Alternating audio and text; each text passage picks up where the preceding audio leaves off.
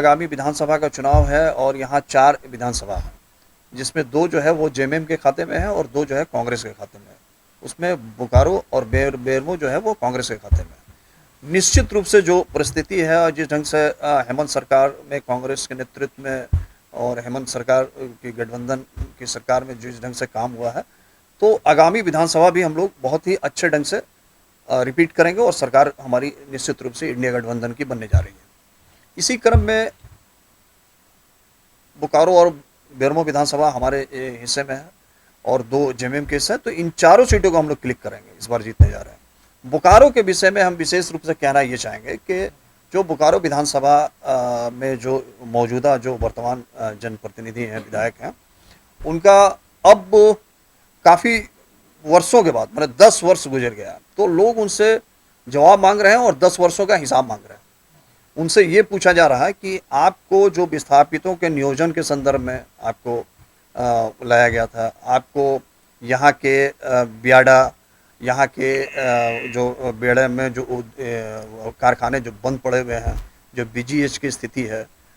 उसको सुधारने की दिशा में आपने कोई पहल नहीं किया। यहाँ सबसे मेजर मामला था जो बहुत ही शिद्दत से रिक्वायरमेंट थी शहर का, वो था इंजीनियरिंग और मेडिकल कॉलेज का, चूँकि ये एडुकेशन हब है बोकारो, और लोगों को शिद्दत से ये मांग थी बोकारो वासियों का कि मेडिकल और इंजीनियरिंग कॉलेज यहाँ खुले, चूँकि ये बच्चे हमारे बाहर जा रहे हैं दूसरे स्टेटों में और हमारे स्टेट का पैसा बाहर जा रहा है और परेशानियाँ फिजिकल और वो अलग होता है, ठीक है ना, वो जो कठिनाइयाँ हैं वो सारी चीज़ें अपनी जगह पे और इकोनॉमिकल जो नुकसान हो रहा है स्टेट का वो अपनी जगह पे। तो ये यहाँ पे सारी परिस्थितियाँ थी कि यहाँ पे जो है इंजीनियरिंग और मेडिकल कॉलेज खोला जा सकता था, लेकिन चूंकि हमारे माननीय विधायक जो बोकारो के हैं वो पूरी तरह से इन 10 वर्षों में उदासीन रहे, पूरी तरह से वो अपने निजी माने व्यवसाय में, निजी कामों में व्यस्त रहे और अपने व्यापार में लगे रहे, जिसकी वजह से ना ही उनका जनता से और ना ही जनता के समस्याओं से उनका कोई सरोकार रहा। तो ऐसी स्थिति में इस बार जो है वो पूरी तरह से जो है बोकारो की जनता ने यह मन बना लिया है कि हमें परिवर्तन चाहिए। और मज़ेदार बात यह है कि मैं आपको बताना चाहूँगा आपके चैनल के माध्यम से कि इस परिवर्तन की जो है ना आगाज विधायक जी अपने आवाज़ से ही कर रहे हैं कि परिवर्तन रैली निकाल के। तो यही तो हम भी कह रहे हैं कि माने बोकारो में परिवर्तन की ज़रूरत है और परिवर्तन वो भी चाह रहे हैं, तो अच्छी बात है। तो इसको हम लोग क्लिक करेंगे निश्चित रूप से, और कांग्रेस इसमें पूरी तरह से इंटैक्ट है। पूरी कांग्रेस एक मत होकर के इसके लिए हम लोग प्रयासरत हैं और कहीं कोई दिक्कत नहीं है। और ये हम लोग स्ट्रेटेजिकल इस पर ऑलरेडी काम हो रहा है, हम लोग काम कर रहे हैं, हमारे सभी कांग्रेस के पदाधिकारी कार्यकर्ता इस पर लगे हुए हैं और इस सीट को हम लोग बोकारो विधानसभा को बिल्कुल क्लिक करेंगे। अभी जो हमारे पास हमारा पास जो ये है कि हमारा प्रत्याशी कौन होगा, ये लोगों के प्रश्न है। तो देखिए ऐसा है कि आला कमान का निर्णय, जब हम एक राष्ट्रीय पार्टी के साथ जुड़े हुए हैं तो उसका एक स्ट्रक्चर है और इस स्ट्रक्चर के तहत जो आला कमान का निर्णय होता है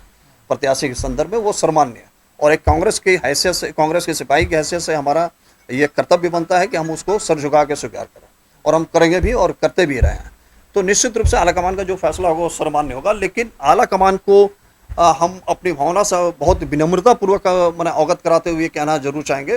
कि यहाँ पे अगर कांग्रेस अपने जो सोशल इंजीनियरिंग है उसके तहत अगर हमारे जो झारखंड प्रदेश के पूर्व अध्यक्ष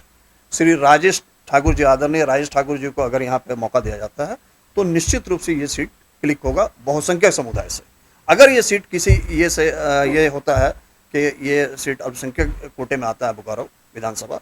तो ऐसी स्थिति में हमारे पास जो बहुत ही योग्य और काबिल और पॉलिटिकल परिपक्वता रखते हुए और बेहतर क्वालिफिकेशन के साथ जो व्यक्ति शख्सियत है, उस शख्स का नाम है शकील अहमद अंसारी, जिनका कोई बेदाग छवि रहा है। तो निश्चित रूप से हम लोग 2 ऑप्शन के साथ आगे बढ़ रहे हैं, लेकिन इसके बावजूद जो है आला कमान का फैसला सर्वमान्य है। और ये हम आपको आपके चैनल के माध्यम से ये भरोसा दिलाते हैं, यकीन दिलाते हैं कि सरकार हमारी रिपीट करेगी और बोकारो विधानसभा का नेतृत्व कांग्रेस करेगी और कांग्रेस के ही नेतृत्व में जो है ये बीजीएच का भी सुधार होगा, प्लांट की भी हालात सुधरेंगे, जो कॉन्ट्रैक्टर मजदूर तबके के लोग हैं उनकी हालात में सुधार होगी और जो बियाडा में बंद पड़े हुए जो कारखाने हैं वो सही होंगे। फैक्ट्रियां बंद पड़ी हुई है, बाहर से लोग माल सप्लाई कर रहे हैं, नोएडा की, मुंबई की, और मैंने अलग अलग जगहों की कंपनियां, हैदराबाद की कंपनियां आकर के, गुजरात की कंपनियां यहाँ पे आकर के काम कर रही है वो, तो जबकि वो हमारे पास स्ट्रक्चर है, हम यहाँ प्रोडक्शन कर सकते हैं, लेकिन हमें ऑर्डर नहीं दिया जा रहा। और इस पर जो पहल होना चाहिए था ये मंत्रालय के माध्यम से, सेल कार्यालय के माध्यम से दिल्ली से, वो पहल यहाँ पे नहीं कर रहे हैं। ना विधायक इसमें इंटरेस्टेड है, ना सांसद इसमें इंटरेस्टेड है। और मैं आपसे ये बताना चाहूँगा कि पिछले 10 वर्ष रहा जिसमें आप डबल इंजन की सरकार भी रही झारखंड में, अगर आपकी नीयत और आपकी नीति और आपकी विल पावर, इच्छा शक्ति होती, तो बोकारो का स्थिति बिल्कुल बदला हुआ होता। यहाँ जो है एक इकोनॉमिकल ये हब भी होता, ये इकोनॉमिक एजुकेशनल हब भी होता। आज आपको हम बताना चाहेंगे आपके चैनल के माध्यम से कि बाजार की स्थिति इतनी पस्त है कि दुकानदारों का दुकान का भाड़ा नहीं निकल रहा, और लोग जो है ना मजबूरी में, चूंकि उनके पास कोई विकल्प नहीं है, नहीं तो वो दुकान छोड़ दें। और जिस ढंग से देश में सरकार की गलत नीतियों के कारण किसान आत्महत्या कर रहे हैं, वो दिन दूर नहीं है कि दुकानदार आत्महत्या करने लगेंगे, चाहे वो छोटा दुकानदार हो या बड़ा दुकानदार हो। मैं आपको इसके विस्थापितों की समस्याओं को क्यों नहीं सुना गया, क्यों नहीं उस पर काम किया गया, क्यों नहीं ये जो गांव है वो पंचायत में शामिल हो पाया। आप नियोजन पे काम क्यों नहीं कर रहे हैं? आप हमें ये बता दें कि जो यहाँ ठेकेदारी हो रही उसमें आप उनका तय क्यों नहीं कर रहे हैं कि 50% उनकी भागीदारी होनी चाहिए तमाम ठेकों में। आप जो यहाँ प्लॉट का आवंटन कर रहे हैं, उन आवंटनों में आप विस्थापितों की हिस्सेदारी क्यों नहीं सुनिश्चित कर रहे हैं कि भाई ठीक है, जो भी प्लॉट, जो भी मॉल, जो भी दीगर चीज़ें जो आवंटित होगी उसमें 50% जो है विस्थापितों का होगा। अगर कल को विस्थापित इन मुद्दों पे बड़ा आंदोलन खड़ा कर दे तो क्या गलत होगा? फिर आप लॉ एंड ऑर्डर की बात कहेंगे। तो ये काम जनप्रतिनिधि का होना चाहिए, जनप्रतिनिधि का विजन होना चाहिए, उनका विल पावर होना चाहिए, जो मौजूदा विधायक में नहीं है। और भाजपा की ये सोच भी नहीं है, क्योंकि भाजपा एक कॉर्पोरेट की सोच रखती है, वो कॉर्पोरेट को बढ़ावा देना चाहती है, वो अडानी अंबानी जैसे लोगों को बढ़ावा देना चाहती है, यही उनकी सोच है। तो उस दिशा में हम उनको रोकने के लिए हमारे प्रदेश अध्यक्ष ने भी कहा कि कॉर्पोरेट की लूट की छूट जो है वो झारखंड में नहीं दी जा सकती। इस बात पे हम लोग भी अमल करते हुए, और निश्चित रूप से मैं आपको इस बात का भरोसा दिलाता हूं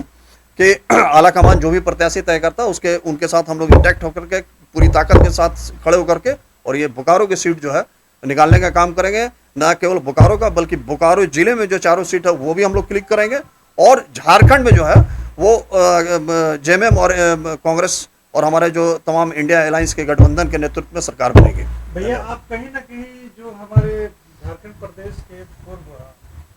प्रदेश अध्यक्ष रहे राजेश ठाकुर जी, उनका आप समर्थन करते हुए नजर आ रहे हैं, लेकिन एक तरफ देखते हैं कि बोकारो जिला कांग्रेस के एसटी एससी ओबीसी माइनॉरिटी के जिला अध्यक्ष ये प्रेस कॉन्फ्रेंस करके बोल रहे हैं कि भैया यहाँ जो उम्मीदवार होगा वो एसटी एससी ओबीसी माइनॉरिटी में से कोई होगा।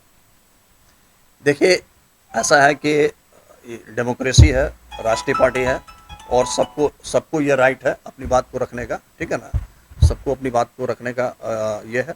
और वो जो हमारे साथी बोल रहे हैं वो भी अपनी जगह सही है, उसमें कहीं ये नहीं है, और हम भी जो बात कह रहे हैं वो भी अपनी जगह सही है, और ये इसमें कहीं कोई विरोधाभास नहीं है। अब क्या है कि जैसे कैंडिडेट हम या जो साथी हमारे बोल रहे वो तय नहीं करेंगे, सारी परिस्थितियों को, पहलुओं पे गौर करते हुए आला कमान उसको तय करेगी। आला कमान की तरफ से जो निर्णय आएगा उस निर्णय पे सभी लोग खड़े होंगे। जो आज आपको लग रहा है वो कहीं मतभेद या मनभेद कुछ नहीं है, वो सारे लोग एक साथ खड़े दिखेंगे। लेकिन ये डेमोक्रेसी है, तो इसमें बात रखने की सबको आज़ादी है, और वो भी अपनी जगह सही है, हम भी अपनी जगह सही है, कहीं कोई दिक्कत नहीं है। हम भी ओबीसी की बात कर रहे हैं, हम भी माइनॉरिटी की बात कर रहे हैं, हम भी बहुसंख्यक की बात कर रहे हैं। अरे दो ही पहलू है ना, या बहुसंख्यक है या अल्पसंख्यक है, दो ही तरफ जाएगा। और मैं जिस अल्पसंख्यक की बात कर रहा हूँ वो ओबीसी भी में कोटे में भी आते हैं, तो एक ही बात है ना, कहीं कोई फ़र्क नहीं है, सिर्फ देखने का फ़र्क है।